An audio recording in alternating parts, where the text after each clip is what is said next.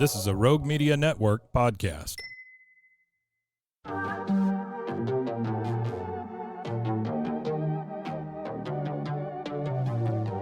Hey y'all, I'm April. And I'm Caroline.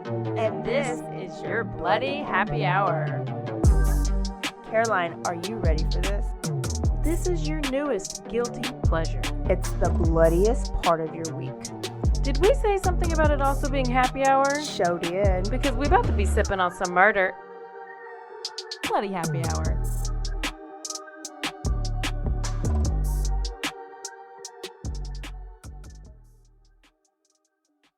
Hey y'all, this is April. This is Caroline.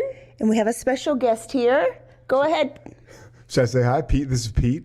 Pete? Who's Pete? Pete Sousa, friend of the show. Officially. Yeah, friend of the network. I got a podcast here. I do some other stuff around town. And tell us about your podcast. Podcast is the Payoff with Pete. I mean, and this is why I tell people you can, it's about getting sober. And if you get sober, you can go anywhere you want because, here we are. It's happy. Like, that's the idea, to get sober and to have fun, because now you can sit down with people drinking White Claws all night. Are you on the wrong show? Did you actually accidentally get on the wrong show? Oh, no. I've been ready for this for 20 years. Okay. Yeah, I'm ready. Okay. So you're good with us drinking our White Claw? Oh, knock yourself out. So Payoff with Pete is not how to get out of debt. It's not how to get out of debt. Sober. Honestly, though, I should start listening to one of those. Okay. Yeah, so I can have both, yeah. And tell us what your day job is. My day job is I do news here in Waco. Do the morning show. I get up real early.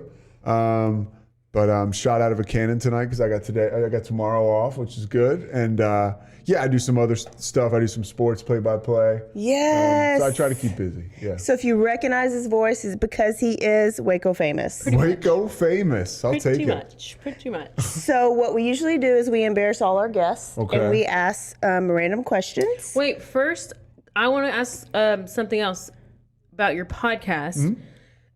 Is there a story behind how you came up with the idea of doing that, or do you have a personal story? Yeah, I mean, I'm sober for about 10 years, and my whole thing was, I was pretty screwed up. So I felt like, when I got my, back on my feet, and I was living a life that I was fulfilling and fun, I was like, and I got a platform, with the stuff I do. I was like, I gotta I want to share it.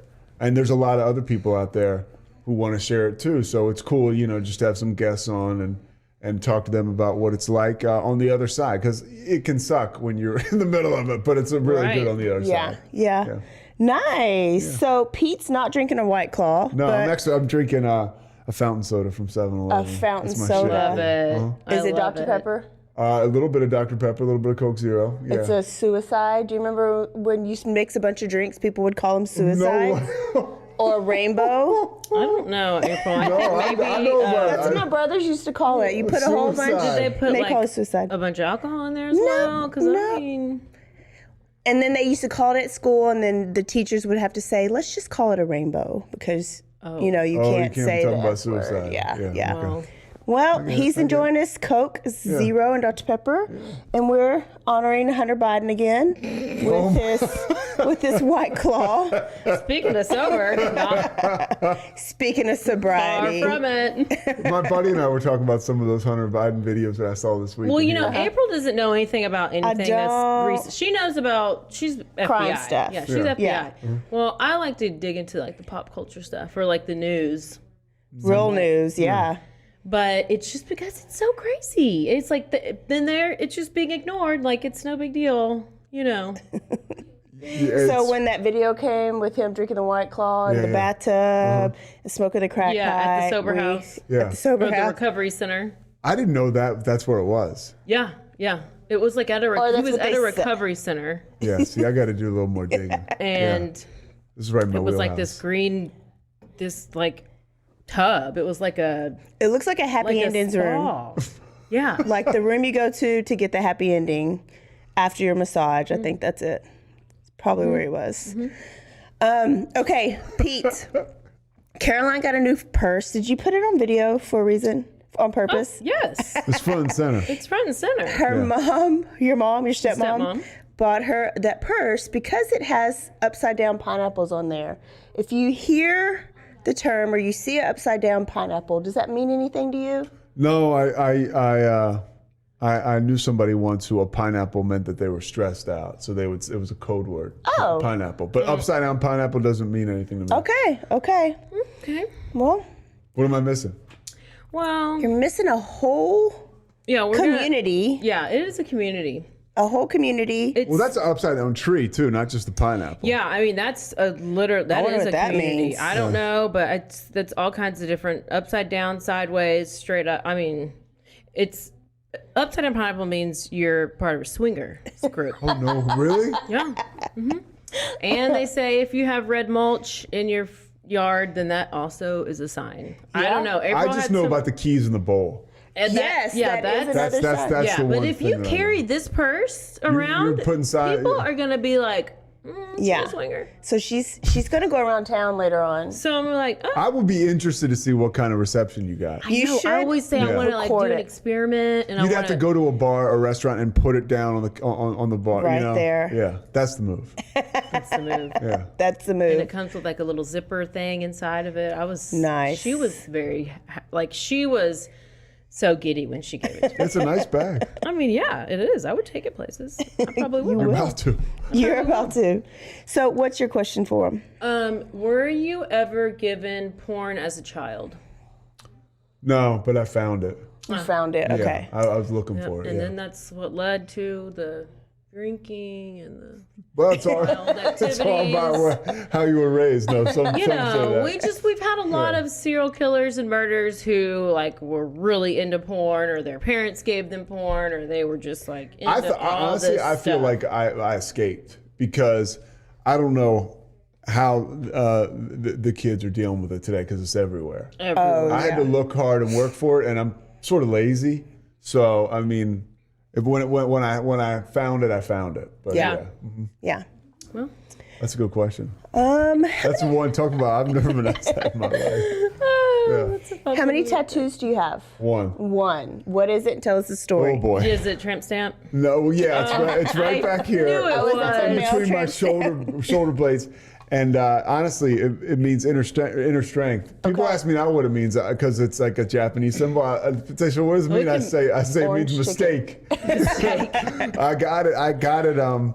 When I was doing a lot of drinking and using drugs, and I got it in right out of college, and I thought it meant inner strength. And so I'm walking down the boardwalk one time in New Jersey with my girlfriend at the time, and this guy behind me is going like ghost.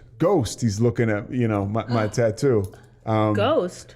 Okay. I'm like, no, it means inner strength. And he's like, no, man, that means ghost. Yeah. He was a Japanese man. And then I went to a gym where a guy was another Japanese guy, and he just liked to fuck with me because he was like, speed it. He would follow me around because he was like, do you know what it means? And I would say inner strength.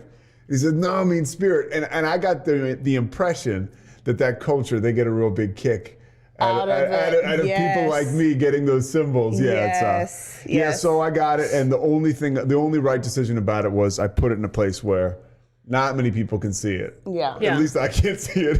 Yeah, You forget it's there. Yeah. Wow. Okay. So when you were drinking, what was your drink of choice? I liked Stella, but I liked anything. I mean, Okay. yeah, like what you were talking about.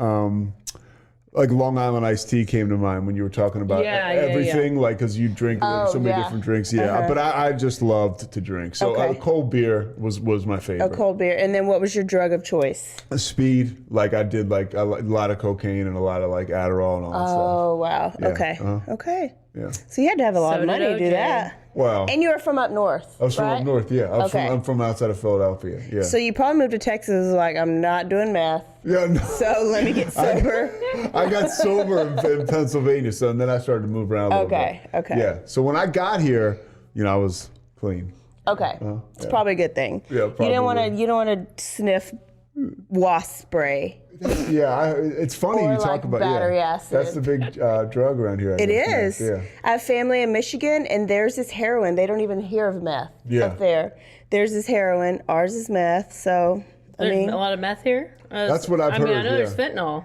Fentanyl, I've heard, recently, and that's scary. Apparently, you pick up a $1 bill on the street and you're gonna go into like a coma. As a drug addict, I'm very relieved. I feel like I'm blessed. That's another thing, like the digital porn, like with fentanyl. I miss that because a lot of guys now you hear are just going to do a line of cocaine and it's laced with fentanyl, and they die. That's they just.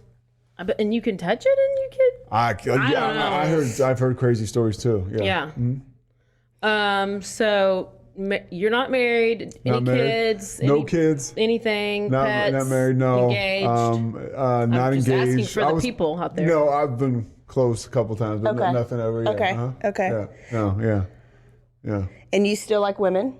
I still like women, yeah. Hopefully they still like me. Okay. Yeah, exclusively, yeah. I have a girlfriend right now. Okay. She lives in Dallas. No, she lives in Niagara Falls. No, I'm joking. She lives in Dallas. Dallas? Yeah, great woman. And you've seen her, like she's a real person? A real person. No, a real person. Sometimes she's definitely a real person. Okay. Yeah. Well, that brings me to I have to tell y'all that I feel like I saved a life today. Yeah, yes. I did, and I've only told Caroline a little bit of the story, but me and two friends were in Cameron Park going for our walk, and we see a little girl that from far away, she was dressed kind of like Little Bo Peep or like Dorothy from Wizard of Oz. Ran like just on her phone. And so we speak and she's a little bit of duress. Anyways, as you talk more, I don't want to say too much, but as you talk to her more, she was waiting on an Uber to come get her, that her friend that she fell in love with online was sending to come and pick her up. Where was this in Cameron Park?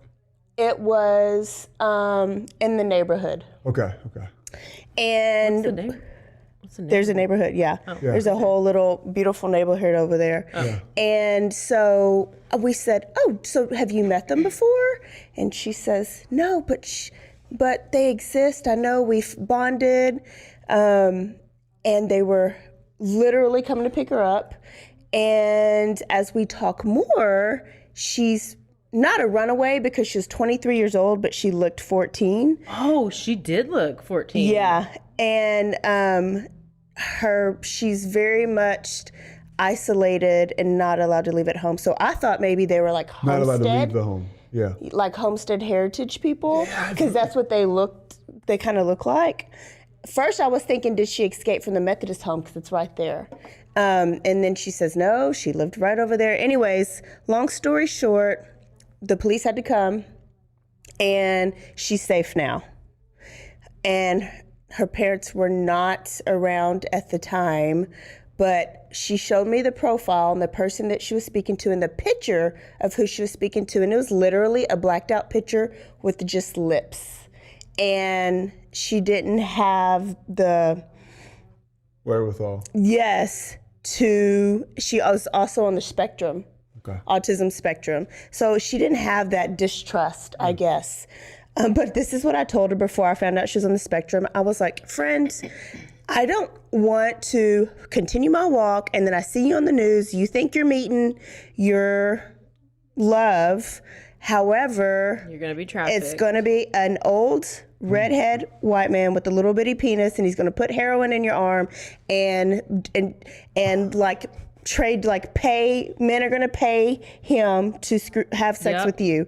And she had no reaction. She looked straight through me, but I said too much. Like she can't even fathom that. But she's a beautiful girl, so sweet. She's safe now. Wow. So you called the police and they came? She actually wanted me to. I gave her like some options and she was like, can we call the police? Because she actually wanted to leave home. She didn't want to go back home, but she didn't have. So that was a highlight of my day. Yeah, sure should be a highlight. Yeah. Yes, but I'm scared to say too much because the parents are here, and they probably don't believe in Spotify. But what if their coworkers do? And then they'll tell them, because I don't want the daughter to get in trouble. Even though she says nothing abusive happens at home, it's like the Stockdale family that we talked about last month. Basically, the mom is like that. Well, good job, because honestly, I'm jogging through Cameron Park a lot, and I see stuff like that. I just keep it moving. I mean, and it's not because I really need like a cry for help. Like that's sometimes I have that, naive approach. Like, oh, she must be coming from a costume party. Really, it was like, something like that. Yeah. Well, at first we were talking about how Cameron Park's haunted, and then we see this person there that doesn't look like she's in this century, and I was like, what if it's a ghost? Yeah. What if she's really not there? And then it kind of progressed. But if I was still a runner, I would not have stopped, because you don't want to mess with your time. Yeah. Totally. You're trying to get your PR, but I can't run anymore, so we were walking, so we had the time. That's impressive. Yeah. And then, she told me another story this week. I don't know, but we have to talk about the 40th anniversary of the Lake Waco murders, which was yesterday for us, a week ago for when y'all hear this. And did any of y'all see the article that came out? Yeah. Yes. Tommy Witherspoon at our station, KWTX, did it. Yes. And so now finally, and I guess it's always, Waco's, I think, always have been divided. It's coming out more and more that David Wayne Spence might have been executed for something he did not do. What do you think about? Do you know the story? Yeah, I know the story. I mean, I've literally learned it. I learned it a little bit yesterday. I got a chance to really kind of dig into it. It sounds like so wide. Here's what it sounds like to me. It just sounds wide open. It didn't sound like there was a great enough reason to convict him or to have him executed. If there was, that wasn't in the article, and I don't put that on Tommy. He's he's got it all. So yeah, I think there's something missing there. There's a lot missing. Oh, there is. So what do you think is missing? What do you think is a big thing? I mean, I wish we had DNA, but we don't have any. So I don't know that they can ever be ruled out, because we didn't really have evidence to convict. It was bite marks back then, which we don't even believe in now. Yeah. But there's not anything else really, besides like bad reputations and amazing investigator, may he rest in peace. That was Truman. Simons, right? Yeah. But so many things have come out since then that would raise a reasonable doubt. So I think if he's going to court today, David Wayne Spence would not have been It seems so like blurry in a sense where like the guy mistook the girl for somebody else. Like that right there, I was like, that's crazy. Yes. And the victim, Jill's family members, message us on our Bloody Happy Hour podcast, and she thanked us for telling the whole story. Most people just talk about the book, but not all the other stuff. They do not even believe in that, in the murder for hire and mistaken identity. And so the mom is probably about to pass away not knowing who actually killed her daughter. So that was interesting to me. If the actual victim's family doesn't believe it was David Wayne Spence and the Melendez brothers, then I gotta go back and listen to your podcast for that. Part 1, Part 2, and we recorded the lawyer. We interviewed the lawyers, Russ Hunt and Walter Reeves. So go listen and then tell us what you think. I will. Because it's a lot. Yeah. Can we talk about Jen Shaw?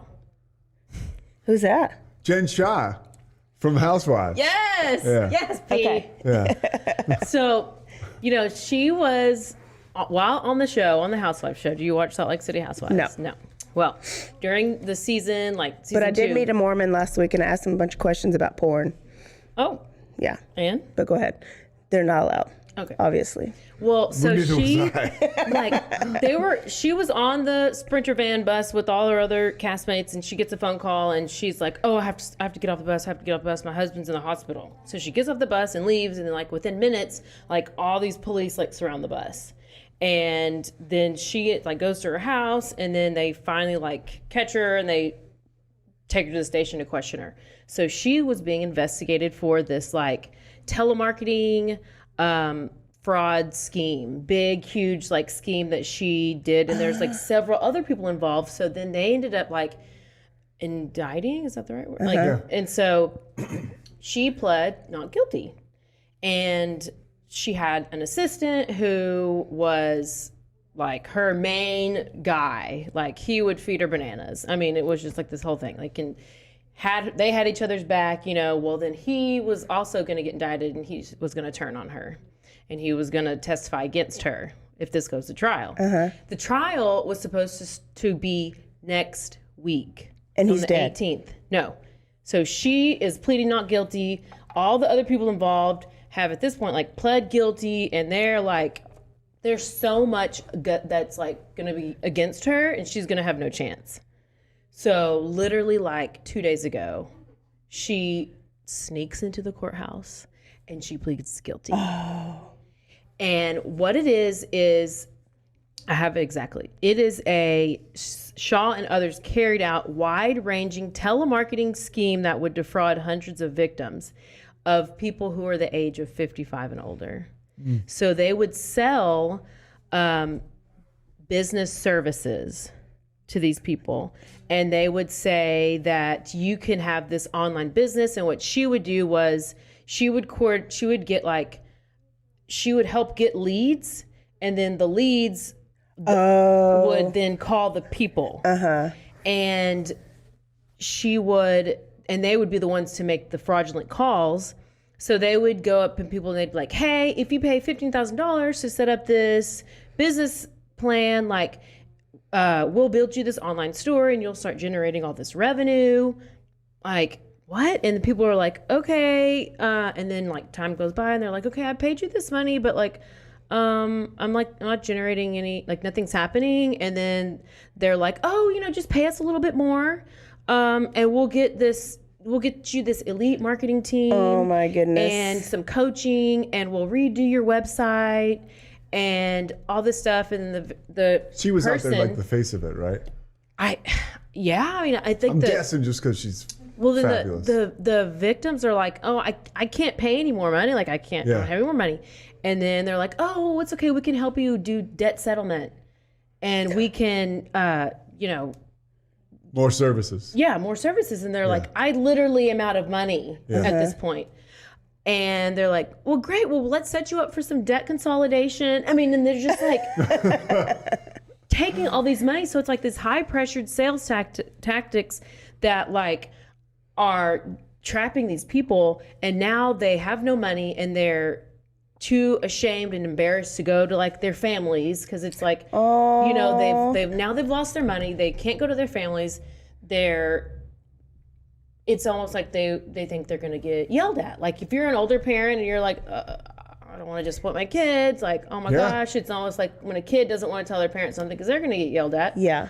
And it's just crazy because you like her on the show. I mean, she's a likable person, I feel like, even though she's like fully on like. She's hot. She's hot. There's certain times you'll see her. She doesn't look like the same person. Typical. Yeah, I mean, she seems like she's like funny. I mean, she's very dramatic, obviously, but that's low. Yes, it's low. It's just as bad as preying on kids. Yeah. Well, yeah, and and the people, they're just like they fall into this trap, and they're like, I put all this money in, and if I put a little bit more in, I don't have to tell my family. I put a little bit more in, like I can fix it. It's just like the shame of being an addict, and you have to come out and tell people like, okay, this is what I'm actually doing. That'll keep you drinking for a long time. Yeah, because the shame of coming out there. Somebody steals your money, starts pawning your jewelry, or like steals a credit card that you have and starts using your credit card that you don't know about, and they're spending all this money, and then now you have all this debt, and then you buy this new Jeep, and then now you have to pay off the Jeep, and then you're like, oh shit, I married this guy. So the goal is that this happens to so many people. Yes. So don't feel shame. Don't be embarrassed. You're not the only one. And don't yell at show compassion if you're going to be the person. Because like whenever I got out of my situation, I didn't know how people were going to react. But it was very like, I was like, I'm going to get yelled at. I did not get yelled at. Nobody yelled at me. Yeah. Like y'all probably yelled amongst yourselves, but nobody like, I told you so. I told you, like, because that's the word. Those are real friends. And that's crazy because that keeps you sick for a long time. The judgment and the possible judgment. Yeah. I mean, like, I remember y'all would be like, oh my gosh. Let's have a sleepover. Okay. I'm glad you're okay. Let's hang out. Let's go. Let's do something. Let's get you away from this guy. I probably did say I told you it was Ted Bundy, but that was it. Yeah, but there was no, just really remember not having any like, because I knew, like, I was like, I know y'all told me. I know you told me. But now I know. Now I know, and please don't give me shit for it because Yeah. I already feel like the lowest of the low, Yeah. like shit. So Yeah, I didn't know how we're such a good friend. Well, and by the Wow. way, this is how freeing is it when you finally come clean and you're like, oh, you get that monster out in the middle of the room, you start getting help, and you start moving towards and the solution. Well, you have to realize it's not your fault, even though it's hard to, because it's like with this, like with these people, old people getting taken advantage of, it's like, it's not your fault. They have these high pressure sales tactics, and they are good at their job. They're good at their job. That's like with these con men and these people who are trying to talk, and they just are persuasive. And, us. It's easy to say yeah. Yeah. Us people over here who are just like, you know what the you're hardest thing not is? Just the bad. last thing to say? It's hard to say, I got to get the hell out of this. Yeah. Some people go their whole lives in a situation that's totally fucked up because they can't find that gear to be like, oh shit, guys, I need help. Like, I need you to help me get out of this. Yeah. You know? Yeah. Yep. Wow.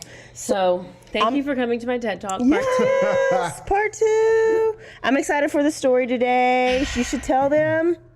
Y'all, OrenthalJames Simpson. We're going to OJ's house. We're going to talk about some OJ. I know we've been teasing it. And, Pete is apparently quite the expert on OJ. I am. I don't know if expert's the word. I think maybe. And I've finally got you two motherfuckers to talk to about OJ. Do you know nobody wants to talk to? I've had like women I've dated where I've been like, you got to watch this OJ doc. They're like, what? One girl I showed it to her, she was like, what am I watching? I broke up with her.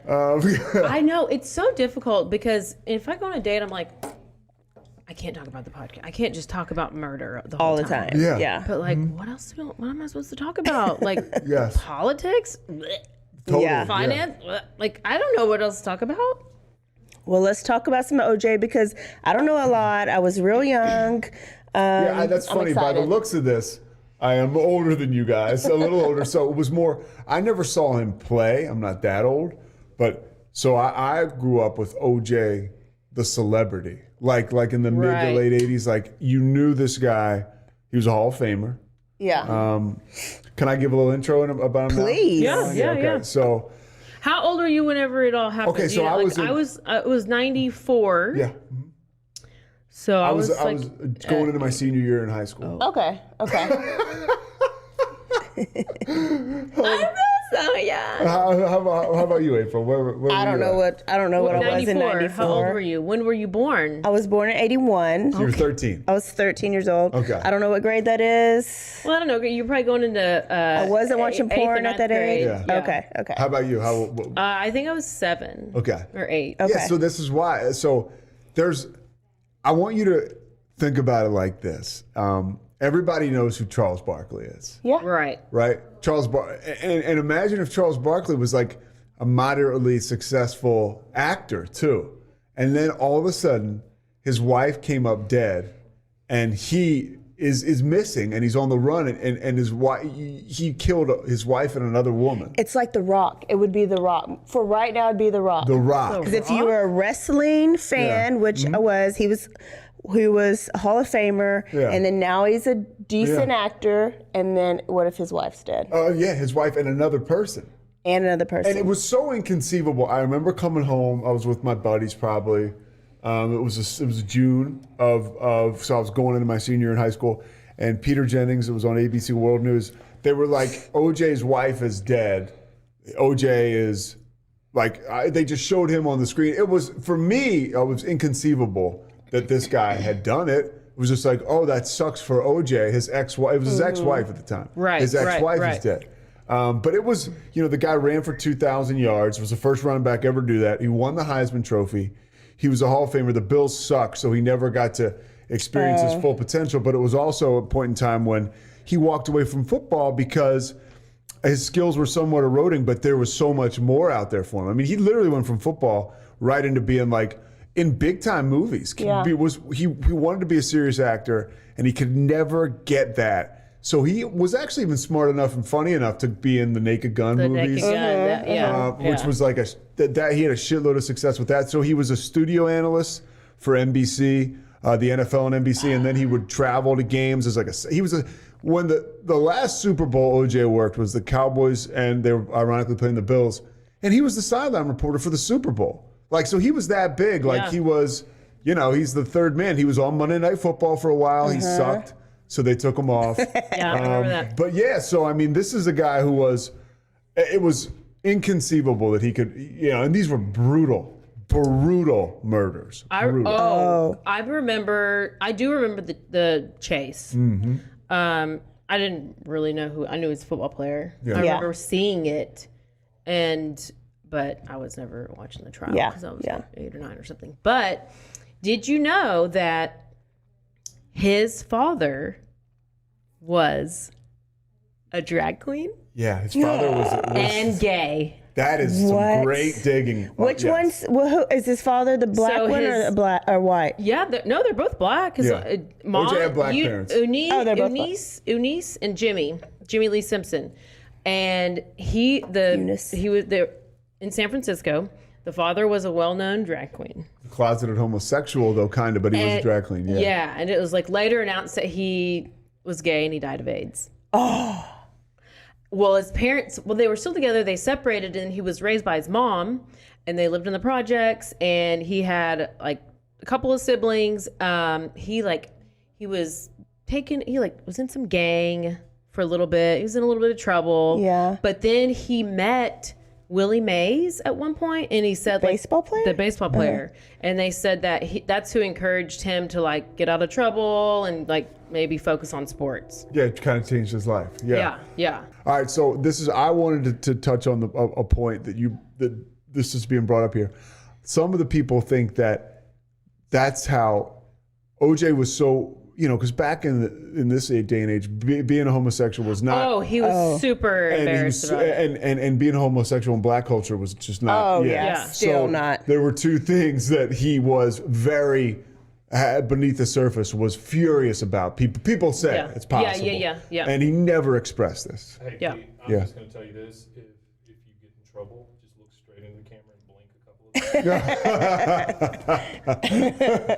times. Yeah, for people that don't know, Mike has too many His people dress around code him. is pineapple. He already told us earlier. Yeah. You guys good? Yeah, Yep. man. Yeah. Okay. All right. Just go jump in front of the next train. And so wasn't he for the NFL, he was like the first draft pick for the Buffalo Bills? I don't know I think he was the number 1 draft pick. Yeah, but he was supposed to And he change played the for Bills. USC. Yeah, And that's then That's what I wondered what college he Yeah, went to. so he played for USC, and then at what point was he named the Juice? I think he was OJ Simpson. He was the Juice in college. Okay. Yeah, so a lot of people refer to him as Juice. Yeah. Yeah. Uh-huh. So what did he have I read that he had the largest contract in professional sports history. At the time. At the Yes, time. At the time. Yeah. And that gives you an idea. Which is probably nothing now. It was like Nothing now. $650,000 over 5 What? years. Yeah. And then there was apparently this standoff. Like he was trying to negotiate to get to that level, and they were not wanting to do it. And then that's when he was like, "Oh, I'm just going to go start doing some acting." So that's when he started doing some acting. And then, exactly. Yeah. In 73, I think, is when he ran for over 2,000 yards. Yeah, I think And he got more money. Yeah. And so he started to make more money. But yeah, that's exactly. I didn't even think of that when we were talking earlier. It was one of those things where nowadays a player would keep working because there's astronomical money in it. But back then, it's like, okay, I can go act and make the same money and not bang myself up. So was he in any Hall of Fames? Yeah, he went to the NFL Hall of Fame. Is he still in any Hall of Fames? I don't know. I think he was. That's a great question. I know. I think he's in. I know he was inducted into the NFL Hall of Fame. He was found not guilty. So, which is he was found not guilty. Look, April's giving me the side eye. He was found not guilty. Yeah, So. but with Chris Benoit, remember the wrestler that killed his? Yeah. They inducted him, and then they pulled it back, and they actually they took him off of everything WWE. So I wouldn't be 15-year anniversary. surprised of that, Chris Benoit. Mm-hmm. Wow. Yeah. Well, I do know that in 1975, People magazine talked about how he was the first Black athlete to become a lovable media superstar. Oh, And was it he was the first Black Heisman? Winner? No, I don't think so. But he was. Well, he had like, as far as like acting and stuff, because there was a bunch of like civil rights stuff was happening, and it was a big deal because he got this like Hertz sponsorship. Yeah. So they were like, well, like we don't really have a black person who's in commercials who people are wanting to see, and people didn't necessarily see him as black. And he wanted it and that white way. people And loved that's how he OJ. wanted it. Yeah. And people would ask him, "How do you feel about this, or this?" And he was like, "Oh, I'm just OJ. Yeah. Like, I'm not black. I'm OJ. Yeah, I'm OJ. And so Which pissed some of the civil rights people off back then, like Dr. Harry Edwards, all these guys who were kind of at the forefront of that movement. OJ was kind of like, I'm good. Like, I got to keep my brand strong. Yeah. In the Hertz commercial, he's jumping over suitcases. Go, OJ, go. And go, this old white woman is saying, go, OJ, go. yeah. And that kind of gave you the idea of like his marriage with society. You know, how lovable he was. Yep. So he had this huge thing with the Hertz rental car company. So he was very lovable. He was charismatic. He had these endorsement deals, and Wouldn't you guys say he was a good-looking dude as well? Oh, People yeah. thought- he still Yeah. is. yeah. People were naming their kids after him. Well, let's go to he met Marguerite Whitley. Was it in high school or college? Well, he met her and they knew each other from a long time. That was his first wife. And I guess when he was 1967, they got married and they had 3 kids. Is she white too? She's black. She's black. Okay. So this is before I think he decided he wanted to be Okay. OJ. So he had to divorce her real quick when he figured out I didn't want to be black. He had the wife at home. Yeah. He was over here cheating on her left and right, Okay. cocaine, all this stuff. So they have 3 kids. They have Arnell, Jason, and Aaron. Now, did you know that their 3rd kid, Aaron, actually drowned in the swimming pool? Yes. So he lost a child. Oh no. Like at That's traumatic. 2 years old or something. Apparently their marriage never recovered, and he kind of blamed Marguerite because I guess she was was there. at home. Yes. I right, yeah. Yeah. So let's keep the trauma tally mark. So you got a gay drag queen LGBTQIAPK dad when before any of that was accepted. Yeah. Yep. And then now you've you lost a child. kid. Yes.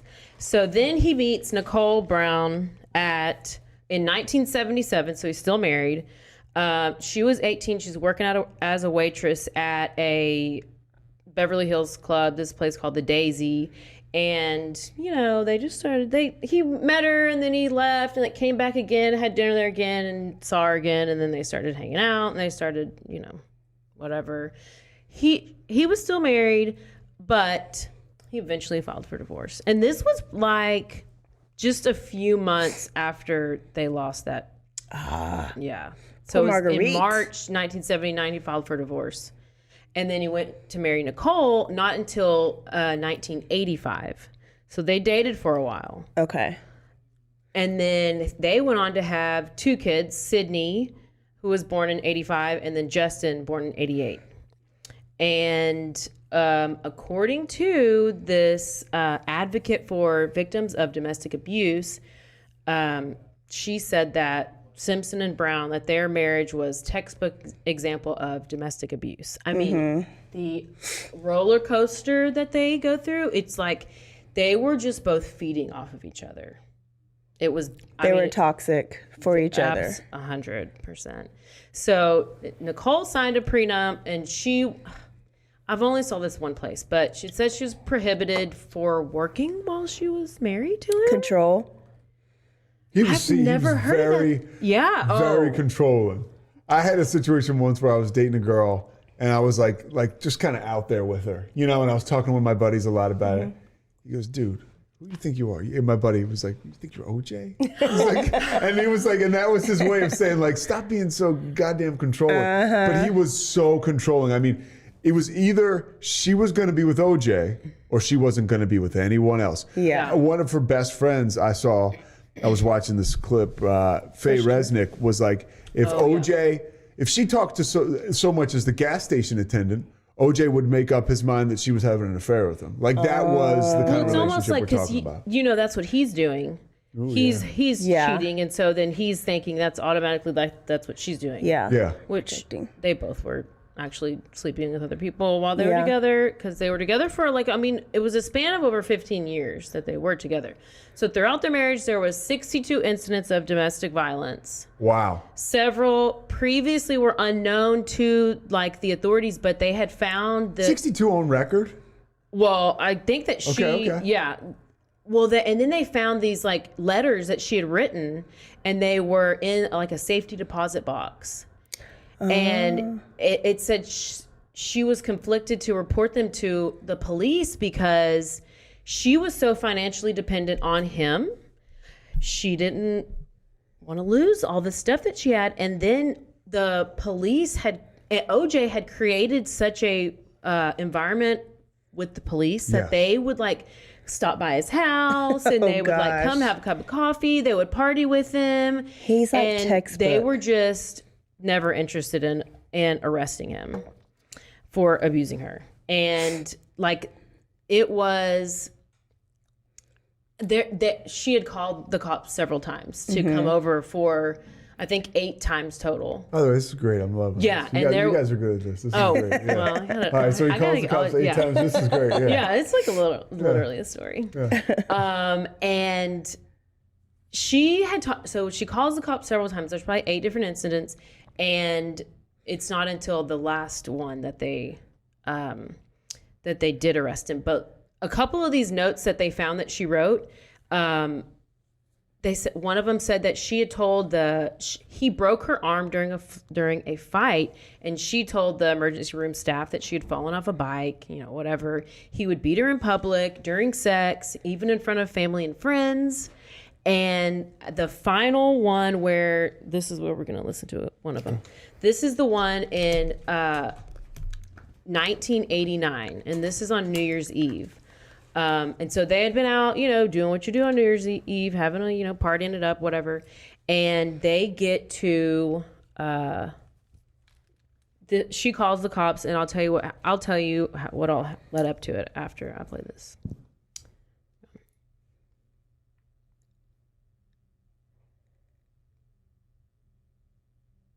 911 emergency. Can you get someone over here now to 325 Gretna Green? He's back.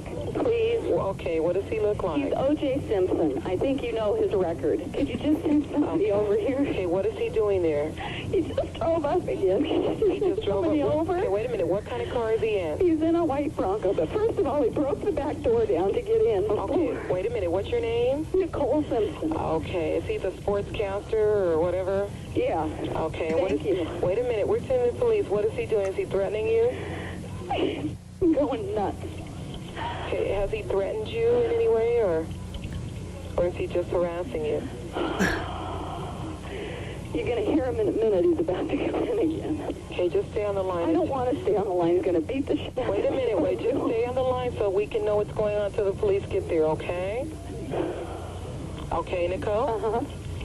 Just a moment. Does he have any weapons? I don't know. Okay. He went home, now he's back. My Okay. kids are upstairs sleeping, and I don't want anything to happen. Okay. Has he hit you today or no? No. Okay, you don't need any paramedics or anything? Okay. You just want him to Closed my leave. door. He broke the whole back door in. And then he left and he came back? Then he came and he practically knocked my upstairs door down, but he pounded it, and then he screamed and hollered, and I tried to get him out of the bedroom because the kids were sleeping in there. Mm-hmm. Okay. And then he wanted somebody's phone number, and I gave him my phone book and put my phone book down to write down the phone number that he wanted, and then he took my phone book with all my stuff in it. The dispatch. What? What does he say? What else?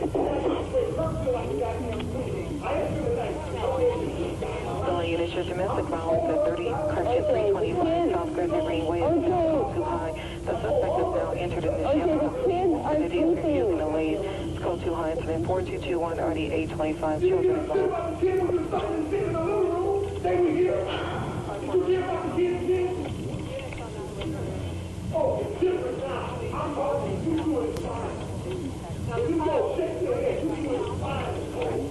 Just stay on the line, okay?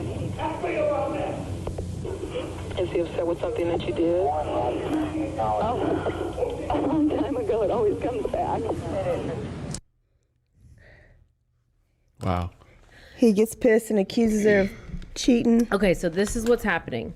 Police arrive and they find a bloody, terrified Nicole hiding in the bushes. So she ran out towards the house and she's like, he's going to kill me. He's going to kill me. He was, at that point, he was charged with He was charged. Finally. Yes. So he gets charged with 1 count of spousal abuse and he's sentenced to 120 hours of community service. Or a year probation. I've seen both of the different things. But he later goes on to say that Nicole initiated the whole thing. It was her fault. And Nicole. Somehow, after the trial and after this was played, like everybody heard the 911 call, and somehow he came out of that night as the poster boy of an abuser. He has no idea why. So she says she's in Gretna Green Drive. So at this point, they are separated. Okay. They're at what? Gretna Green, that's where she lives. Her address. And he lives on Bundy. Yes. No, she lives on Bundy in Brentwood. He lives at Rock Place, Rockfield. I got it all. Okay. So it's January 1992. Nicole tells OJ that she wants a separation. She then moves out of the house with him and moves to Gretna Green Way. Okay. Gotcha. That's where this call was from. It's a half a mile from Rockingham, which Gotcha. is their mansion Yes, where yes, OJ yes. Okay. lives. Yeah. So he's keeping her close. Yeah. OJ. By the way, in that 911 call, you could hear what he was, if you could kind of hear what he was yelling about. So they were already separated or divorced, but she was having sex with this guy, Keith, Okay. who owned restaurants. She was dating him. And apparently at one time, OJ was kind of lurking or something. Yeah, there's 2 different ones. One of them is she supposedly was having like a group sex party and they were doing drugs. And then another one is when he peeked in the window and She's having sex with this guy, Keith. Keith. And he like bangs on the door twice and leaves. Yeah, and he's referencing a lot of that in that 911 call because he still can't, and that's why she says it goes ways back. Yeah, Yes, it always yes, goes back. yes. Okay. So she wants to be separated. OJ's shocked, but he continues to pursue her and he hopes they can reconcile. But Nicole started dating other guys, and then she ended up filing for divorce 2 months later. So like late February 92. He is losing his shit because Yes. she's seeing other men. Yeah. And so Nicole said that OJ was like stalking her and harassing her and just like obviously like an intimidation tactic for an abuser.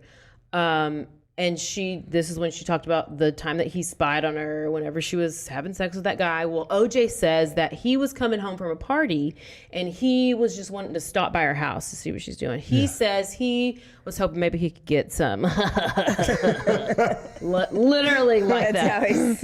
Oh, well, yeah, I could get some. Like, look. Disgusting. He sees her with a boyfriend, bangs on the door twice, and then leaves. The next morning, he goes back to the house and confronts her while he's there. And she just is like, oh my gosh, like, okay, you staying here. Let me go talk to him in the other room. And it was just like this whole big thing. They were supposedly, according to OJ, supposed to be telling each other when they were seeing other people. Really. So, and he started dating this lady named Paula. Yeah. And so when Nicole would call him, she was smoked, by the way, Paul Barbieri or whatever. Yeah. She was she's hot. Yeah, I mean, she was. Yeah, it's like So- one of those things. I was watching a documentary recently. I was like, wow. Oh, well, then Yeah. so was Nicole. I mean, they all. So was Nicole. All Stunning, he wanted blonde white girls, and that's who he. That was his thing. That was That his was type. his thing. That's who he wanted. And And she needed to find somebody just as rich as OJ so she could afford to not be with OJ. Yeah. Well, so then Paula was getting pissed that like Nicole kept calling OJ and everything. And so she was like, look, you got to stop. Because she would just call him to talk about her boyfriend or I don't know. There That's what he are said. theories. Yeah, like Yeah. she's still, like we talk about, it's toxic. Yes. So it does like I think they were having sex every so often. Right. The two of them so I mean there was that still going on. It was real messy. Yes. So it was like over those next few months, they were like kind of on again, Back off and again. forth. They were, Like right? they'd Is that what stay- you're- Yes. Yeah. Yes. Okay. They would stay at his Research house. They'd stay says, at her yeah. house and all this stuff.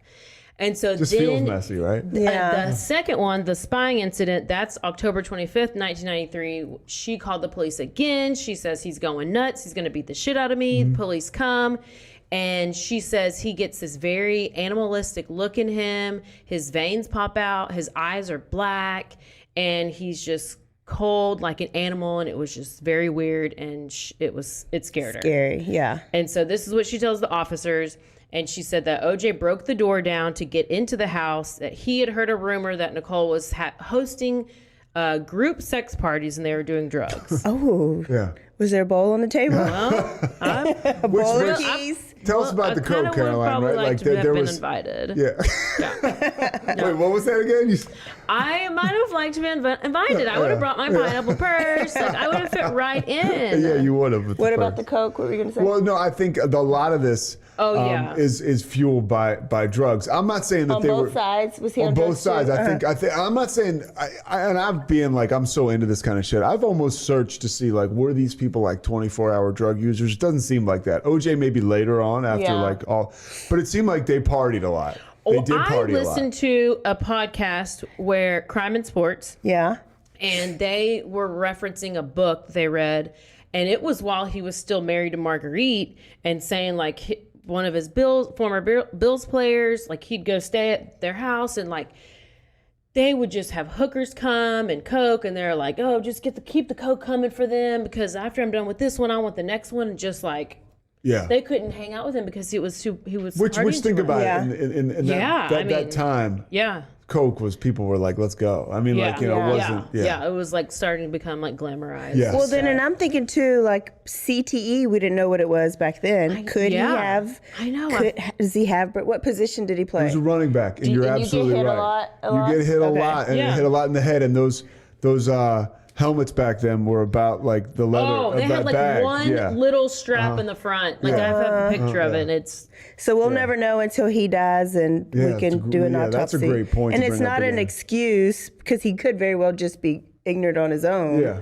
But now, But when that it doesn't comes help. to any of those, Chris Benoit had it. You know, Aaron Hernandez. Hernandez had Big it. time. Now, when it comes to any of those, but then that goes back to us: is we don't want to think that our star people are that evil, Yeah. so let's give them an excuse. Is it CTE? Is it drugs? Is it whatever? Sometimes they could just be evil like everybody else. yeah. So over the next few months, they continued like they're on again, off again. Like they were going to movie premieres. They were going to football games. They were going on vacations with friends. And it was a few months. And then I don't know what it was that finally caused Nicole to be like, okay, this is unhealthy. I want to get out. OJ's got to stop. Like I'm done. So January 1994, she moves into a condo. And this is when she now is living on Bundy Drive. Yeah, okay, Bundy. That's where the murders happened. Listen, Yes. In No. Brentwood. anything has to do with Bundy. I know. Do not engage. I know. So she We're not talking even about like that. had Yeah. like returned a gift from like he was still trying to give her birthday gifts, and she was like, no. That's the worst, by the way. You send an ex a gift, and like you get the Amazon thing, like it was sent back, or they wouldn't accept it, or like like. Did you send Are an you ex a birthday speaking gift? from experience? Yeah, this happened a couple years ago. I sent a girl I was dating a T-shirt, and it like got sent back, and then a coffee from Starbucks, and the guy was like, "Hey, she wouldn't take it." So that was You gotta take your hints though, OJ. Right? That's it. That's a wrap. It's over. Yeah. That's unfortunate. I would accept any gifts you are willing to give me. Thank you. Let me quickly we know there's this guy who's involved in this story, very small involvement, Cato Kalin. Okay. Do you remember him? Nope. Oh my gosh, you literally don't know anything. Nothing. So, Brian Cato Kalin, like that's how you know him, Cato Kalin, the blonde guy, looks like a surfer guy. He was the world's famous house guest because he was living in the guest house of the Gretna Green property. Nicole actually paid him. I don't know if he's just like a close friend and he just ended up whatever, wanting to live at their, they knew he knew that they had a guest house. He was going to pay $500 a month rent to stay there, and then would watch the kids every now and then. And it's Brentwood. It's like the nicest area in Yeah. the world. Oh, Almost, you know? so Yeah. he got a deal. Yeah. So then and he wants to when- be an actor, so it's a good thing. Okay, so he was an actor. So then whenever Nicole moved out and she moved to Bundy, Cato was going to move with her and live in one of the downstairs bedrooms, but OJ didn't like that idea. And so he offered Cato to stay in one of the guest rooms at his Rockingham mansion, rent-free. And Just to Cato not stay with accepted, Nicole. and therefore sealing his fate to be forever entwined in the famous murder case of OJ and Nicole. So, Cato, not to jump forward, was him and OJ got McDonald's yes, on the night of the yep, murder. Yep. It's like as close as OJ came to an alibi, but it still wasn't any good. Oh, it's totally, yeah. Yeah. So Wonder where Cato is now. Oh, you he's can find around, him. yeah. So let me see. Okay.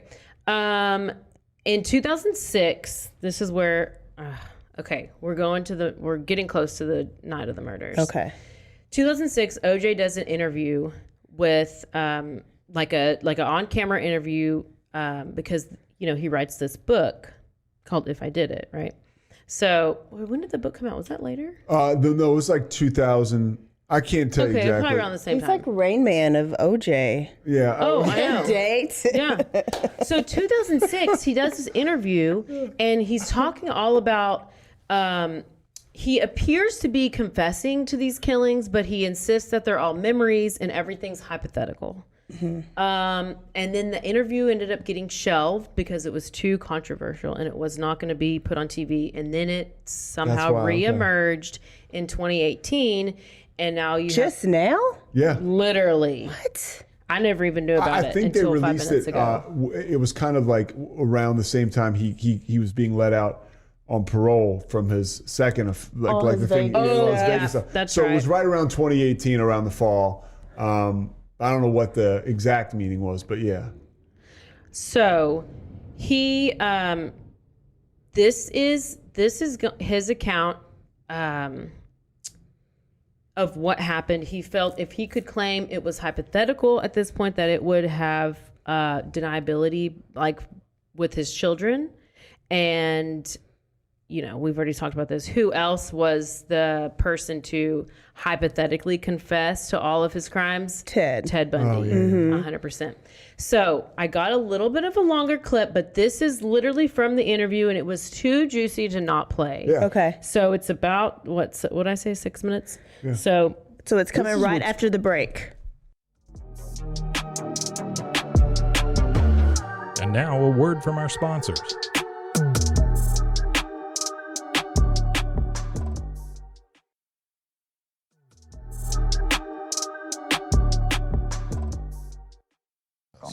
Why don't you tell me what might have happened on the night of June 12th, 1994? And let's just walk through the night. Well, first of all, this is very difficult for me to do this. It was very difficult for me because it's hypothetical. I know and I accept the fact that people are going to feel whatever way they're going to feel. They're going to, whatever they want to feel. In the book, the hypothetical is Charlie pulls that up. Charlie. This guy Charlie shows up, the guy who I had recently become friends with, and I don't know why he had been by Nicole's house, but it told me you wouldn't believe what's going on over there. And I remember thinking, well, whatever's going on over there has got to stop, right? So we kind of hooked up together, and I'm kind of broad stroking this. We go over.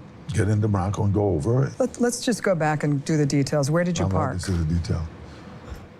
You park in the hypothetical in the alley. Right. You park in the alley. Yeah. And you put on a wool cap and gloves. In the hypothetical, I put on a cap and gloves. Right. Yeah.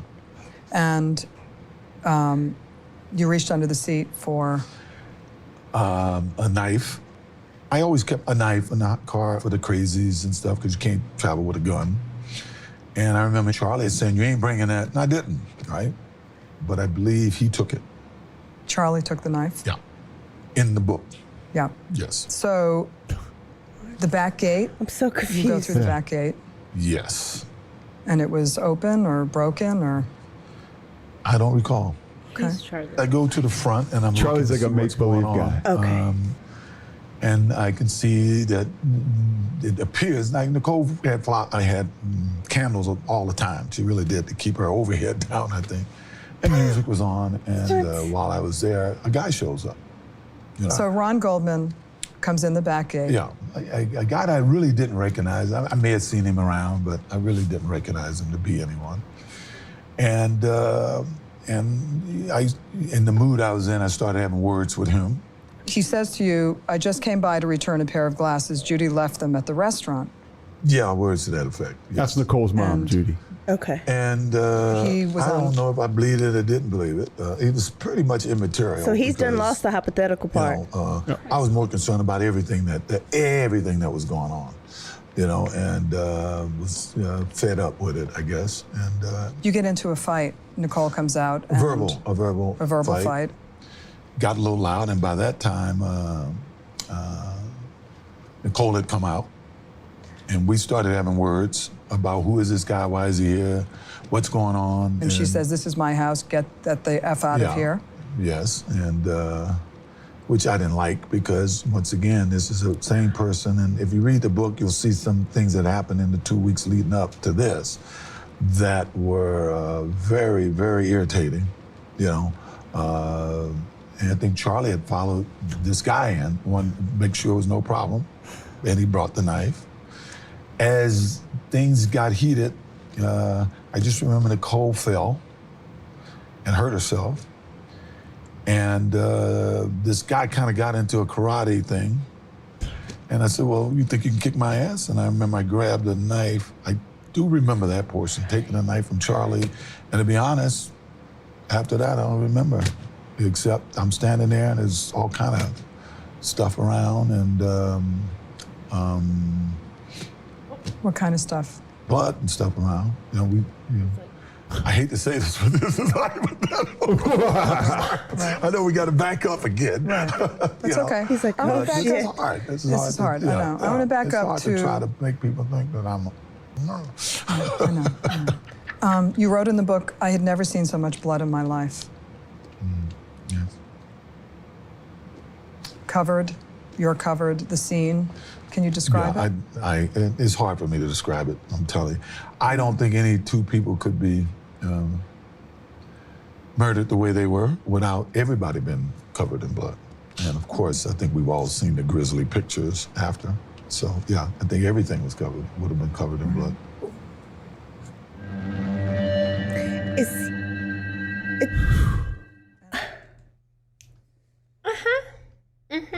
I'm a little speechless. He couldn't even keep the hypothetical part going. No. Then I was confused about Charlie. I guess Charlie was. It's almost like that's in his the alter book. The ego. guy's name is Charlie. Well, Charlie is just a guy that OJ has, like, if he did it, Charlie is somebody that would have been there with him or hypothetically was there with him. Because he said I grabbed the knife from Charlie. And some people have said that Charlie is OJ, like another part of his personality. Right, like his Obviously. alter, like Yeah. Oh, Charlie did it. Like that was my dark side. Yeah. Wow. But I need all the black people to listen to this because black people still like to say OJ didn't do it. literally, it just admitted it. Literally. So, let me tell you what's going on here. If you don't know, on the evening of June 12th, 1994, Nicole and OJ attend their daughter's dance recital, and now he was out of town, so he had flown in, or he was probably hanging out with Paula somewhere. He had flown in, and they were gonna.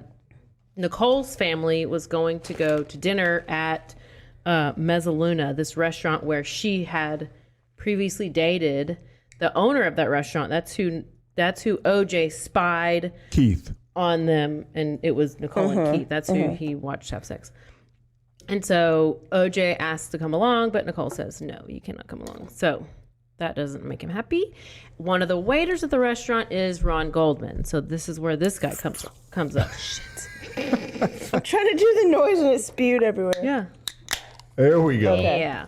So Ron Goldman is there. He's a waiter. He is, they had become friends in the past weeks, and Nicole and the kids they leave the restaurant, they go home, back to the Bundy Drive, and Nicole's mom had left her glasses at the restaurant, and then Ron was like, oh, I'll bring them to her house whenever I get off. So he gets off at like 9:50, and meanwhile, OJ and Kaylin, they're going to McDonald's to go get some dinner. What? Oh, McDonald's is always part of it. Now, rumors circulated that OJ had been on drugs at the time of the murder, and then I did hear that it was reported that they actually went to Burger King because that's where a drug dealer known as JR had been selling crystal meth. Now, I don't know.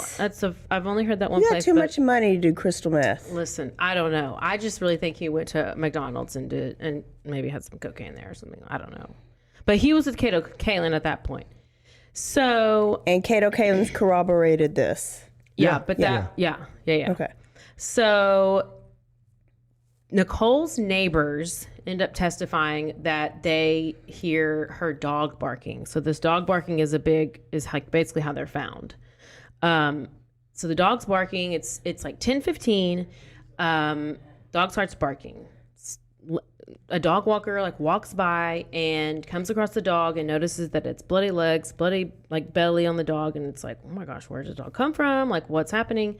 And then the dog like follows the man home, and the man's like, I don't know what to do with the dog. And then anyways, some other neighbors finally go and know where the dog lives, and they go up, and that's whenever they see Nicole and Ron's bodies. I mean, Nicole's basically decapitated. Tell me, just wait for the details, because they are about to come, and you better take a shot because it's very, very gruesome. So the bodies are laying outside of the house. Police are called immediately to the scene, and this is what they find. The front door to Nicole's condo was open. The bodies were found. There were no signs that anyone had entered through breaking in, so there's no sign of forced entry. Her body was laying face down, almost in like a fetal position. She's barefoot at the bottom of the stairs leading to the door. So there's a walkway leading to the stairs, and that was covered in blood.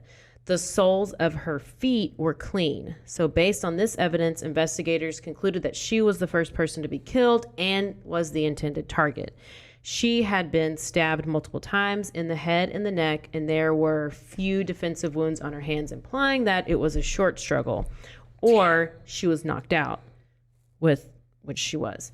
The final wound inflicted ran deep into her neck, severing her carotid artery. This is the worst. A large bruise in the center of her upper back with a corresponding footprint on her clothing indicated to investigators that after killing Goldman, the assailant, the killer, OJ, returned to Nicole's body, stood on her back, pulled her head back by her hair, and slit her throat. Like finished her off. Slit her throat. She was her larynx could be seen through the wound. I showed you the picture. Could be seen, and her vertebrae C3 was incised, and Nicole's head was barely remaining attached to her body. This is your C3 right here in the back, your cervical vertebrae. So it went all the way. Oh my God. Ron Goldman's body laid next, like nearby, close to a tree and a fence, and he had been stabbed multiple times in the body and the neck, but there were few defensive wounds on his hand. There were some, but I guess it showed that there was a struggle. evidence that the coroner had found was that he had been stabbed with one hand, or OJ or the whatever assailant had him in a chokehold and then used his other hand to start stabbing him. And near his body was a blue knit cap, a left hand extra large Arius isotoner leather glove, and an envelope containing the glasses that he was returning. So detectives determined that Ron had come over to Nicole's house during her killing, and that the OJ saw that he was there but wanted him to make sure he was silenced and there was no witnesses, and so that's why he killed him. And there was a trail of bloody shoe prints that ran through the back gate, but there was also some drops of blood from the killer. And apparently whoever was bleeding from the left hand, and they measured the distance between the prints that they found, and they concluded that he was walking, not running, which I guess, I don't know. The assailant. Yeah. OJ. Yeah. Okay. Yeah. So he just kind of like calmly walked away from the scene, which is kind of creepy. So let me circle back to OJ's hypothetical.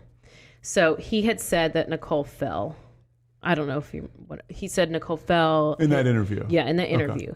That that's how she ended up on the ground. Well, she was hit in the head with the handle of the knife, according to the coroner. So he hit her with the butt of the knife, knocked her out, and then stabbed her 4 times in the neck. She lays on the ground.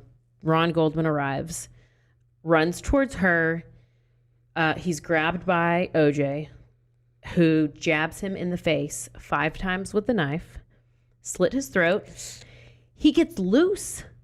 Ron gets loose. And but this whole walkway is gated. So there's like a perimeter of a gate. Yeah, this one so investigator he can't get out. Or prosecutor described it as like a killing cage. Like once he got because it was like once he was backed into a corner with this gigantic football player, and he's just like he's got nowhere to go. Because Ron Goldman was like a pretty in shape, like athletic guy. So Yeah. Wow. So he's like stuck, and he basically is like, I'm trapped. And then he's grabbed by him And brought back in? No, he doesn't go out. He can't get outside of the fence. So he's basically like tries to run off, and there's nowhere to go. He's blocked, and then OJ is able to catch him again, plunges the knife at him and stabs him in the side and severs his abdominal artery. And then he does have those defensive wounds on his hands, so that he was trying to protect himself. You get that artery, you have a minute till you're dead because of the bleeding. So was Ron outside in that little fence area, or was he in the house when he was found? No, they were both found outside. Okay, that's what I thought. Yeah. Okay. And then, so basically what they determined was that the killer, OJ, alternated between victims. And after horrifically slitting and almost decapitating Nicole, he went back to Ron, who was probably already dead, and stabbed him a few more times. So he's like overkill on both. I mean, just like there's no... And then walks off calmly. Yeah. Yep. So later that night... I did. Okay, remember his story of Charlie? He did say that he broke in the back door, right? But then the people said there was no sign of forced entry. I don't know, because I think she came out of the house. And you gotta... It's confusing, the setup, because it's like there's a door, and then you open the door, the back door, and then it's like this walkway, and it's like a tall iron gated whole walkway, and it's like you gotta just kind of watch the video. It's kind of hard to explain, and then you could probably. You kind of can't see it from the street, I think. Like, so it's like and there was a really big tree. So it's like, you're just brazen enough to murder them, like out there in the wide open, but it really wasn't that wide open. Cause I didn't remember where. I was like, did they kill him inside? Like, I thought they were outside. Yeah, no, they were. And apparently this is like it's not like the premeditation is like, it doesn't seem like there was much to it. Like Marsha Clark, the woman who one of the prosecutors said, like, he had called the woman Paula. She didn't answer. He had been blown off and not invited to the dinner after the recital. He said he was bullshit about that. And he just kind of lost it. And so, like, it was like literally a passion killing or a rage killing, Yes. right? Because it's not like very well, like you said, like it's 10:15. And he's just like stabbing people and like right out in the middle of the street almost, in a beautiful neighborhood. So OJ is later that night. He has a flight that's scheduled 11:45 to Chicago because he's going to do this Hertz golf tournament. Yeah. So he got somewhere to be. How could he? I mean, I don't think he planned. I mean, I don't That's think what he just said. it. Like it's premeditated, rage killing. Yeah. I think it just piss. Yes. Probably on drug rage. Yes. I for sure think that. So, like, he needs to get home, and he has a limo that's coming to pick him up at the house, Take him to the his airport. house. So he has to go, take him to the airport, and all this stuff. So he, what does he have? Maybe some blood. A little bit. What's he gonna do with those bloody clothes? What does he do? How's he get away with all this? He's gotta be full of blood. Takes off his shoes, takes off his bloody clothes. He just kind of like bundles them up. And They never find the clothes, right? No, but there's I have an interesting. But is there not blood in the Bronco? There is. There is. So that's. But he took off his clothes before he got in there. Smart. So, and he had the gloves on. He already had one that was dropped at the scene. And Not then, smart. so he takes his shoes off. He takes his, I guess, t-shirt or whatever he's wearing and pants off, and then the gloves. So I guess then it's already they said it's in a bundle. I don't know if it's a bag. A bundle bag? Whatever. Bundle bag. So they're in a bundle bag. So he's like, okay, guys, has to get rid of them. Well, then, Charlie is in a panic. Charlie. And Charlie is Charlie. like, Jesus Christ, OJ, Jesus Christ, OJ. And he's like, shut up, Charlie. They had a conversation. Having a moment. war with the self. So he takes all this stuff off. He gets in the Bronco. He drives back. He parks a block away. This is from the interview too. This is what he says. He parks a block away because he knew the limo was going to be there. And then he went across the backyard in through the neighbor's tennis court. I mean, this whole, these guys, too much. They give too much. He goes in the house. He grabs his bags. He puts them out front for the limo guy to like put in the car. There's this whole thing about the limo and where he got there early and OJ was not there. The limo driver was nervous. And the Bronco was not there when the limo arrived. Yeah. And they were like, so this is the time frame where he was like unaccounted for. Yeah. Okay. So, and when we go through the trial stuff, we can. He has he's got no alibi. I mean, it's completely, it's ridiculous. It's ridiculous. So he has the bags that are outside and he goes upstairs and takes a shower because obviously he's got murder on him. So he gets dressed, he gets in the limo, heads to the airport, and then according to the limo driver, OJ had 4 bags. One of them being a knapsack that he would not let the guy touch. And he's insisting, like, I'll load it myself. I don't know what a knapsack is. Like a little tiny little bag. That's where all this murder stuff was. Wow. So at the airport, when he's checking his bags, he only checks 3 bags. Where's that 1/4 bag? It's missing. A witness claimed that he saw Simpson at the airport discard the items from a bag into the trash can. So later on, they would say they believe this is where the murder weapon, the shoes, and the clothes that he wore that night were disposed. Allegedly. They never found a murder weapon. I mean, because if you're at an airport trash can, it's kind of smart. Yeah. And this is 1994. We're not talking about cameras. There's not cameras Yeah, everywhere. right. Yeah. So OJ's in Chicago. Gets on the airplane and just falls right asleep. He was just exhausted. Yeah. Oh, that was a workout, wasn't it? Yeah. So he gets awake. He's woken up from a phone call, LAPD. And they tell him, I don't know if they told me like she was, how was she murdered? Oh, I mean, is she dead? What? I mean, she's dead? Like, how they Charlie, do you know that? Yeah, Charlie. What? Charlie, Okay, what? Oh, this whole thing.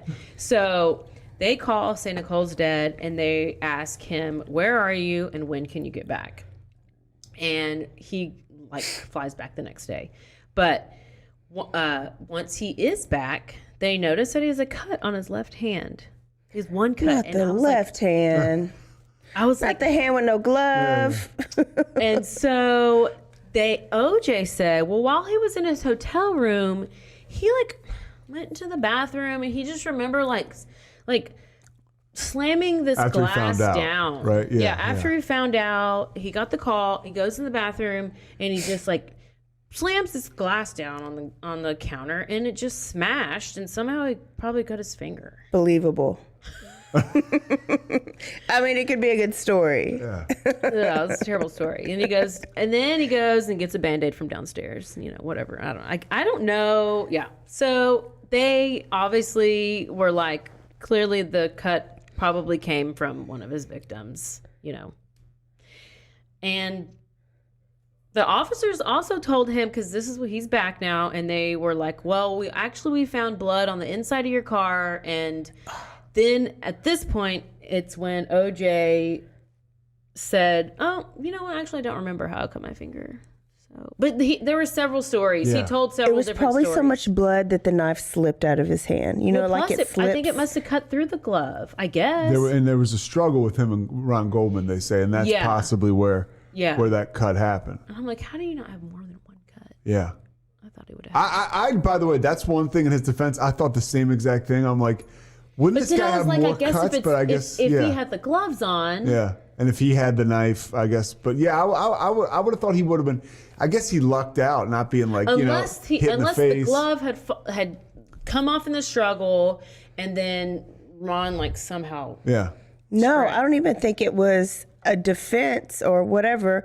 I think there was so much blood when he was stabbing. It happened on another story that it slips, the handle slips, and then their hand gets to the blade. So like it slips, and But so it they was cut like their a cut own. like right here. Look on his knuckle. Look at, that's what the picture showed. I don't know. I'll show you the picture. Yeah, because the picture, he's like taking the picture like this or something. Yeah. Because this is when he got questioned by police. Yeah. Like the next day. So, June 14th. So, what did this happen? Murders happened on the 12th. We're on the 14th. OJ hires a lawyer. January. Where are we? January or June? Did I say January? June. Oh, okay. Yeah. Okay. Robert Shapiro, who is, Shapiro began assembling his team of lawyers. This is referred to as the Dream Team. Now, let me tell you a little bit about this Dream Team. I love it. We have Robert Shapiro, Johnny Cochran, Carl Douglas, Sean Chapman, Gerald Ullman, Robert Kardashian, Alan Dershowitz, F. Lee Bailey, Barry Scheck, Peter Neufeld, Robert Bezier, and William Thompson. Now, I'm just going to tell you about a couple of those, the top ones. So, Shapiro was called the architect of the Simpson defense team for building this high-profile Dream Team. And he led the defense through most of the trial until Johnny Cochran took over, and he led as like the chair. Early on, OJ described Shapiro as his quarterback. Okay. Like he was the guy he went to first, and he was like, put it together. Yeah. So then when Johnny Cochran joined the defense team, he kind of took over as the chair during the trial. And I think most likely because that's when they decided to focus on like the race issue. And then also, which you'll find out later in the thing that made Cochran probably the most famous was if the glove didn't fit, you must have quit. Yeah. So, and that was when he was referencing the scene where the prosecutors told him to try on the glove and it didn't fit, but that's a whole other annoying thing. Prosecutors really screwed that up. Yeah. They had the latex glove underneath. I don't understand. Okay. Kardashian. Robert Kardashian was a close friend of OJ. So this is actually where OJ stayed. He stayed with Robert Kardashian the couple of days between when he got back from Chicago and then whenever nobody knew where he was. Apparently he was staying in either Kim or Chloe's room. Oh my gosh. Yeah, I swear to God. And there so were he theories. was staying there because there was so much media at his house. It was like a circus. So he was kind of like, that was his kind of little hideout. Wasn't hiding out yet. Apparently he, people say that, and anybody can like weigh in on this, that without Bob Kardashian being on that dream team, that the Kardashians really aren't who they are today. Like you get the Ray J sex tape and all that stuff, but it doesn't quite take off if it's not the guy from the dream team star. People say that. And like, I think he was, like he was an attorney, and but then he was like one of OJ's best buddies. Okay, so he must have, because then they were like boys. Because he wasn't. I thought Nicole and Chris at one point. they all hung together. I think they were both waitresses or something together before they met the rich guys. I know they were like close friends. Chris was a flight attendant. That's when she met Bob Kardashian. But I think they were like they were foxes together, like back in the yeah. You know, that's back when she was married to Bruce Jenner. Yeah. Formerly known as. Recognize his real name. I hate to say his dead name, but that's what they call it, you know. And remember, they used to say that that's Chloe. What they call it? I did not know that. That your name is dead now? No, if I go and I'm like, Ellen Page is in Juno. Oh, bitch, don't say it. That's her dead name. Yeah. Because now he's Elliot. And it's called dead naming. Dead name. Okay. Yeah, so I didn't know, but now I was trying to teach y'all something. I do remember that there were rumors that OJ was actually Chloe's dad, because remember Chloe had the thick lips and the big booty. Oh, well, now she looks like a. Yeah. I don't know. They're taking their butts out and everything now, and now they're skinny and blonde. Yeah. And they're dating skinny white guys. Except for she just got a surrogate with Tristan Thompson. Yeah. So now she's having another baby with the, Tristan. So that's good. That's good for her. So happy. That's good. It's news. Yep. Okay, where was I? Kardashian. So that's where he kind of hung out before the Bronco situation happened. I have two more.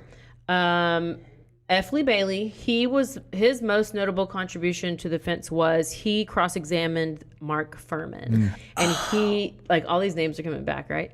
He was the Rodney King. He was the LAP investigator. And Bailey got Furman to plead. He wasn't involved with Rodney King, but he was painted, and a lot of people, he was a racist. Yes. So he was almost linked to that whole dynamic of LAPD, right? Like they are racist cops. And, and it was horrible back then. Yes, yeah. Okay. That's a huge part of the case. So Mark Furman had nothing to do with Rodney King. He was all OJ. No, it's just because those officers who were a part of it got off and did not get convicted for anything. They were all innocent, and so that made this huge. That was this huge. And so then they.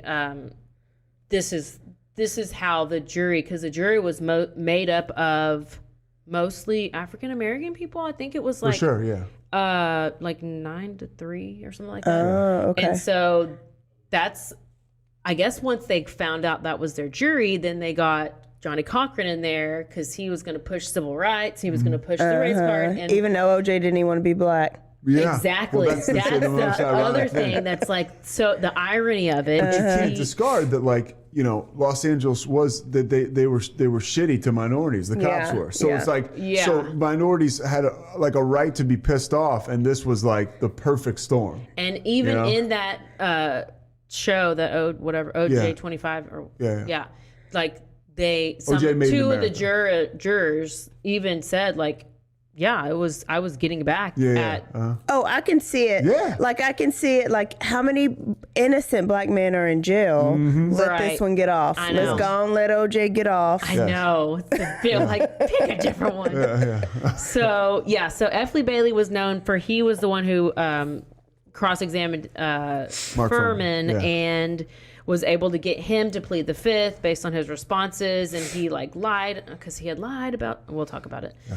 And then last one is this Alan Dershowitz, which I mean, he's Klaus he von was Bülow. a Harvard. I don't know anything about. I don't know what that is. I couldn't even pronounce it. So I just wrote. He was like a Harvard law professor, and he got this guy Klaus von Bülow off. Klaus was a super wealthy guy, and he murdered his wife. I do have a coworker who come in. There was a movie called Reversal of Fortune. Okay. And basically, it chronicles this guy. I think it was like an Oscar nominated or somebody won an Oscar. But anyways, Dershowitz represented this very wealthy guy who got off for killing his wife. And all signs pointed to, once again, this rich guy really did kill his wife. So Dershowitz came into this like, this guy is, Yeah, he can make you some chicken salad out of chicken shit if you're looking to get off a murder charge. Okay. Not only did he represent that person, he represented Jeffrey Epstein and Harvey Weinstein. He did? Oh. Wow. And he also served as a member of the legal team for Donald Trump during his first impeachment trial. This is all from Wikipedia, so it can be edited. Yeah. Okay, June 16th, we're moving right along. Yeah. We are still not to the Bronco chase. We are now at the funeral. And We're about to be at Juneteenth. Oh, damn. You are so right. They don't got no chance of prosecuting his ass you on are Juneteenth. absolutely right. So, okay, this was the funeral or wake. I don't know. It's called both of them.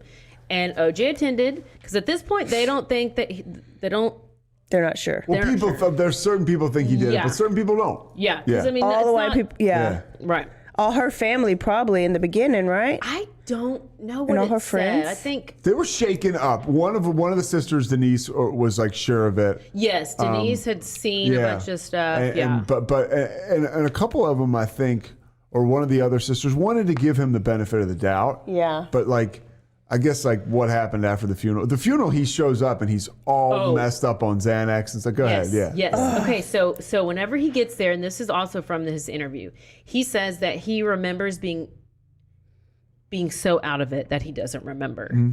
And he was like, I'm at a funeral? Like, whose funeral am I at? Like, really, bro? And he's like, who died? Like, what? And so he was heavily medicated. And at one point, she had an open casket. I mean, they obviously had like a turtleneck on her because your neck is slit. Yeah, but there's, I guess, makeup and. I know. They had to just cover up that neck because it was barely hanging on. But anyway, he leans over the casket to give her a kiss. He said, somebody had asked somebody was close by and was like, what did you say? Because they said that they heard him say, I'm sorry. But he says he didn't say anything. However, how he felt is the issue because he said he had so many feelings of anger. Yeah, he was still mad at her. He was still so mad at her. Yeah. He said, I had so much anger upon her death and that anger just didn't disappear. He said, I was still trying to deal with the fact that I'm not going to be able to tell her the things I wanted to tell her. And I tried to tell her back in that night, whenever they played that 911 call and I was trying to tell her. Basically, like, I was trying to tell her I was going to kill you. And now you're dead and you're here. And now I can't tell you what I want to tell you. And I can't change your mind about anything. And now I won't ever have the same effect on you that I'll never have the effect on you ever again. I shouldn't have killed you because now I can't bully you. Yes. Basically, So yeah. he's basically standing over her body and he's thinking, didn't I tell you I was going to kill you? Didn't I tell you? Yeah, like I basically, like I told you so. He was so angry that killing her did not resolve anything for him. Yeah, that's, yeah. But then there was even no nuts. emotion in the Charlie interview. Like there was no sadness. There was no. He was just like lackadaisically talking a lot about it, laughing about it. No, I don't think there's not ever been any. He don't have remorse at all. Well, his thing was he was gonna once he got off, he was like, I'm gonna dedicate my life to finding the killer. And people used to always be like, OJ is the killer on the golf course with you, Yeah, dude? that's what I'm saying. Like, on the golf course. Where's Charlie? Yeah. Wow. 5 days after the murders, OJ's attorneys negotiate his surrender to police, and it was agreed that he would turn himself in at 11 a.m. on June 17th. Yep. Yeah. Not Juneteenth, June 17th. Getting close. So detectives recommend that Simpson was going to be charged with two counts of first-degree murder, and they were going to wait till the final DNA test came back. And then once they came back, they were going to arrest him and all this stuff. So the DNA test of the blood in the car? Like, because at the scene, it was Nicole's blood, Ron's blood, and it was OJ's blood. Oh. So, yeah, like, I guess making sure that it was his blood. So 11 a.m. comes around, and by the way, one that thing. could be argued, though, in the thing. It could, and it is argued. One thing, too. So OJ was OJ, right? He's such a celebrity that he basically gets interviewed by these two police officers without an attorney. He's like, sure, I'll talk to the police. Oh, yes. So he goes and he talks to these two cops, Lang and Van Adder, right? And he talks to them. They have the one chance to talk to him and ask him anything to get crazy thoughts on the record. And they couldn't pin him down. They couldn't pin down a timeline. These guys bungled that question and answer session. It was really the one time they had him. And then they just let him go. Like, they didn't keep him in custody. They could have kept him in custody. They could have held him, and they didn't. And it was like, well, why would they let him go? Because he's OJ. Like, where's he going to go? And that was like the beginning of the celebrity, like part of this treatment this dude got because he was OJ. Like, yeah, he's The Rock. Okay, so he's going to turn back up. Like, and before him, was there any major, like, celebrity athlete that committed anything like that? Not that I can think of. I feel like he was the one. He was probably the first one. And then after that, you got Ray Caruth, and you got Aaron Hernandez, and you got OJ made people realize that, oh wait, just because they're celebrities, they are human and can do shit. Yeah. So it's 11 a.m. He's supposed to turn himself in, and police agreed that they would delay him for an hour. He could do it at noon because OJ gets what he wants, and because he was going to be seen by a mental health specialist because he was showing signs of suicidal depression. He had updated his will. He called his mother and his children, and he wrote 3 sealed letters. One of them to his children, one to his mother, and one to the public. And I'm pretty sure Robert Kardashian read one of them to the public. More than 1,000 reporters waited for Simpson at the police station. One Parker Center, but he never showed up. Yeah. Oh, where'd he go? Back to McDonald's? No, he didn't ever showed up. And so this is a zoo. There's press everywhere, and this one. And they're like, guy, wait, at the police conference, like they're waiting. They're like, where is he? Where is he? And everybody, where is he? The one guy from the media talks about, hey, everybody, this guy had goodwill. Whoever the sheriff's deputy was, or whoever the commander was, and he's like, hey, we'll have him here at 12. And that guy had to stand in front and say, like, OJ's not here. Sorry. Yeah. So the LAPD notified Shapiro and said that, well, we're just going to have to go to Kardashian's house to go arrest OJ. And at that point, OJ's friend AC Al Cowlings. Yeah, Al Cowlings. His teammate, they grew up together. Best buddies. Okay, yeah. And so we call him AC, or they call him AC. Yeah. But yes. So he picks him up. He picks OJ up, and he's going to take him to the police station. Okay. So all of a sudden, he's not showing up at the police station. He's not at the Kardashians' house. And it's like they go on, and they finally declare that OJ Simpson is a fugitive. And there's an all-points bulletin, and he now has a warrant out for his arrest. So AC arrives, picks OJ up, gonna take him to the police station, but OJ decides he wants to go to Nicole's house. Now, why would he want to go to Nicole's house? I don't know. Why does a murderer ever want to go back to a place that they murdered somebody? To revisit it. To revisit. You guys do this a lot, I'm guessing. But OJ's like, take me to Nicole's house, take me to Nicole's house, take me to Nicole's house. He wants to smell the blood. He wants to I need it. He just needs it. Well, cops were everywhere. So he's like, take me to the graveyard, take me to where she was buried. So he's like starting to lose it. And so he goes, he said, there's too many cops over there, take me to the gravesite. He then said he was in so much pain. He wanted the pain to stop. He couldn't sit in a cell for the rest of his life because he had to take care of his children. And then he starts to threaten to kill himself. And that's where we end for today. One last thing about this chase. So this is, we can wrap it up with this. We can just wrap it up. This is my personal experience. Yeah. So I'm sitting there with my buddies. It's my summer going to my senior year. We're getting drunk, smoking weed. We're going to watch the Knicks play the Houston Rockets in game, I think, 3 of the NBA Finals. Oh my God, your memory. So we're watching this game. We're watching this game, right? And all of a sudden, breaking news. So they interrupt the finals. They interrupt the finals for this OJ chase. It's crazy. And so all of a sudden, the chase becomes such a big deal that they put the fucking game in a box, and OJ is the thing, and the game. We're like, and at the point in time, we're like, oh, I guess OJ is the big deal. Yeah. Yes. And so it was the most intense slow Football speed over beats chase. back. Oh yeah, you've ever seen in your life. Yeah. So we're gonna continue with part 2 next week. I just need to know how they caught. Do they put the Can't tell you. spikes out when they caught him? You'll have to find Listen, out. you don't even need to know that right now. Oh my goodness. You gotta hang on and hang out. What does that We gotta mean? hang tough. Is it new You kids on gotta the hang on block? and hang out and hang tough and get you a pineapple bag, girl. Oh my goodness, that was so much fun. Okay, I'm not gonna watch anything, Don't. even though I want to. Pete, you have to come back, Oh, I'm back. obviously. I'm back I mean, whenever- we're gonna have to figure. Yeah, we'll I'm gotta back the figure. next time you guys want to do it. Okay, we Yeah. gotta finish it up. We gotta We finish the story, can't yeah. like skimp on OJ, so that's No, why it's been. no. Oh, look, Yeah. I'm like so in with Yeah, this. yeah, Yeah. Like, cause I mean, I honestly was like, It's I don't know okay. how are we gonna do this in like a one sitting? So it's Yeah. perfect. oh okay. yeah, no.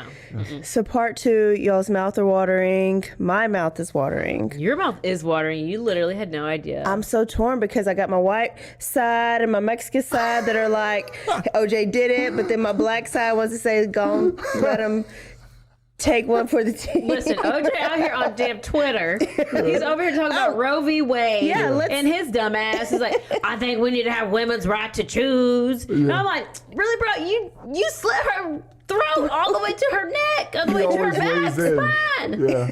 Women's right to Oh, even if choose. something big happens, he'll wait. Hey, I'ma Twitter follow world, him. it's OJ. Can we talk about Hey, why he Twitter was wor- hey, arrested Twitter world. this last time? What happened? What was the whole? Well, y'all tune in next Well, it's me, week yours to truly. part 2. Well, it's my Thank you Twitter so site. much so for my- having me. Let's start It was with a Roe blast. versus Pete will be- Wade. Wait, Stop listen, it. wait, one more. Hey, Twitter world, it's me, yours truly. Happy Sunday. Well, it's my Twitter site, so it's my opinion. Let's start with Roe versus Wade. I thought it was a horrible decision. I think women should have the right to decide what happens with their bodies. Oh, really, especially in Oh, cases- do you? Really, OJ? Come on now. OJ. I ain't even. Nicole didn't have the right to She did decide who not. she No, wanted she to did have not. sex She with. did. You Yeah. was gonna chop off her head, basically. Oh, okay. So, Pete, you were a blast. You got to come back for part 2. We I will- got to I will- finish strong But on please this. don't get so Count me drunk in. next time. Count Yeah, me don't in, get so right? drunk. Yeah. Don't get so drunk. Don't get so hammered. You next guys time. really handle yourselves well. I mean, I honestly, I forgot you were drinking, and then the way you guys do this is awesome. I'm like, you. it's like the definition of chemistry, and it's what the whole thing is. You guys got a good thing going. Thank you. you. So We we love can't it. fire each other then, huh? No, we can't. No, I guess we're stuck.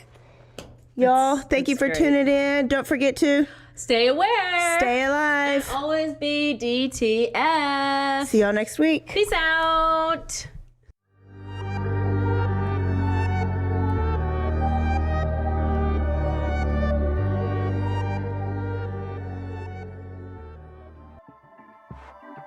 This has been a Rogue Media Network production.